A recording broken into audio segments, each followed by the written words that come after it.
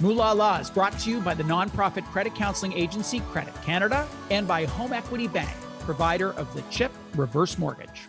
We often talk about teaching kids about money on this show. We talk about financial literacy, blah, blah, blah.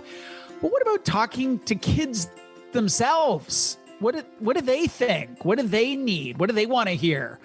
Joining me now to talk about his tips for financial literacy for kids is Rishi Vamdat. He is the creator of Easy Peasy Finance. It's a YouTube channel. It's a website. We've talked to Rishi before, and I'm so glad, Rishi, to have you back on the show. Hello. Hi, I'm very happy to be back here too, Bruce. Awesome. Why is financial literacy so important for kids? So there's a few reasons why it's important for kids to understand finance. One is that personal finance is a key life skill, and it's important because kids they'll have to learn it sometime, whether they're an adult or whether they're a kid. And if they learn it as an adult, just like anything else, like biking or skating, it'll be a lot easier if they learn it as a kid compared to as an adult. And so why would you make it harder to yourself and learn it as an adult instead of just learning it as a kid when it's easier? And another reason is that kids can take the advantage of the power of compound interest. So kids, if they start investing early and they learn about personal finance and the importance of investing early, then they'll be able to earn exponentially more money than they would have if they learned about finance as an adult. For example, if someone started investing at 20 and invested $100 a month in the stock market until they were 60, then they would have $700,000. But if they didn't learn about this when they were a kid and they started investing when they were 40, with the same contributions, they'd have only around $70,000, which is a huge difference for just not learning finance as a kid.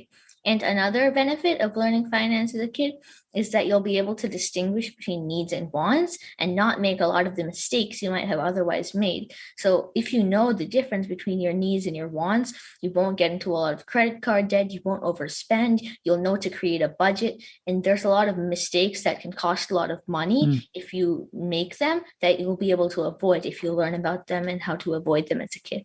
I just so happen to have an 11-year-old in my house. My kid is precisely your age. And I think anything that I do, no matter what it is kind of wrong, is kind of old man-like, is kind of tone deaf. What would you say to parents about how to talk about financial literacy in a way that kids will listen? So I think that something that my parents did for me to kind of help me get interested in finance and when I was just starting to be interested, one thing was that they answered all my questions. They took me seriously and they didn't just did take the time to answer the questions. If they didn't know, then they would search on Google and find the answer, but they took me seriously. And another thing that my parents did was that they involved me in day-to-day financial activities, whether it was going to a cashier at a store and teaching me about credit cards and how they can use that as payment, or going to an ATM and how they can withdraw money from it. They taught me about all of these different things in day-to-day transactions and day-to-day activities that involve personal finance.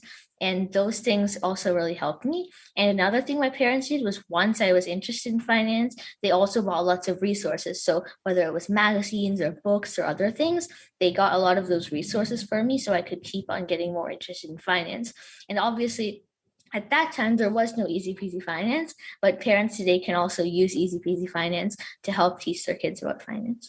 How do you think about income? I know you're 11, and that will be probably different when you're, 15 or 21 years old or so. But there's a lot to be done on managing expenses, but there's also a lot to be done throughout one's life on managing income. Have you got a job yet? No, I don't have a job or anything for earning income, but I feel like it's important, like with a budget, to once you start earning, to create a budget and to be able to see where your money is coming from and where it goes. And so, once you start earning, and also once I start earning, I will create a budget so that I'll be able to manage my money better. I'll be able to see where it's going. I'll be able to save more effectively and invest more effectively. And so that's what I'll do once I do get a job and I do start earning money. one of the pros and cons of the generation that you're growing up with is your access to digital, to your phones, to social media, to online shopping, to all those sorts of things. That is an advantage. It's also a big disadvantage because you'll have to use more self-control than I did back in the day, before the automobile and electricity were even invented. I'm kidding. How do you manage your own personal balance between needs and wants and managing impulses that you might feel to say, I want that. Just press buy and it'll be here by dinner time if we order it on Amazon. So that is one of the big things that I feel like is difficult for people, and also it's a big disadvantage to like the time that like right now where there's a constant social media bombardment and advertisement from companies that want you to buy their product. So it's kind of hard to not make impulse purchases, but you kind of like you need to have that self-control and not make those purchases because they can end up costing you a lot of money. And for me, I don't really have a lot of wants in material goods like things that I buy, products like sneakers or something like that. I don't have a lot of wants in that. So I feel like that isn't much of a problem for me. But I do spend in my family and I do save for things like vacations that we get. But I'm not really that tempted by advertising or impulse purchases because I don't really find the need to keep buying material things. When I talk to you, Rishi, I really feel like I'm talking to myself many decades ago, in that you are smart, you are articulate, you are passionate, and you have an interest in money. I started my own business when I was 13. I was the treasurer on my student council, all these things.